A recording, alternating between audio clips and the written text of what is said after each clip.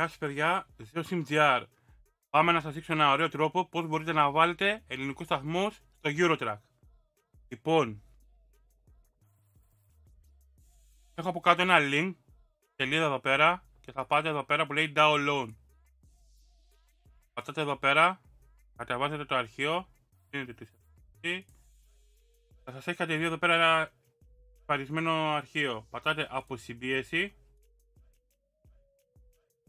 Ένα φάκελο.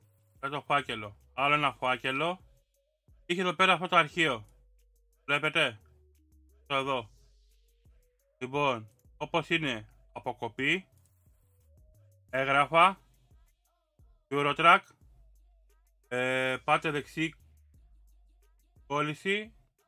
Εγώ τώρα το έχω βάλει μέσα, γι' αυτό μου το βγάζει. Σας μπορεί να μην το έχετε ή και να το έχετε, πατάτε εδώ πέρα αυτό.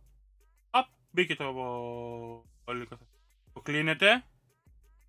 Λοιπόν, πάμε στο παιχνίδι. Λοιπόν, πάμε radio. Και μπήκανε.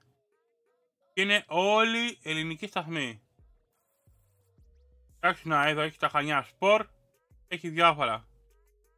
Ωραία. Πιστεύω να βοήθησα αυτό το βιντεάκι. Αν σας άρεσε, κάντε ένα like, ένα subscribe, καμπανάκι που θα βρω κάτω και το link με το ελληνικό σταθμό. Από μένα, γεια σας.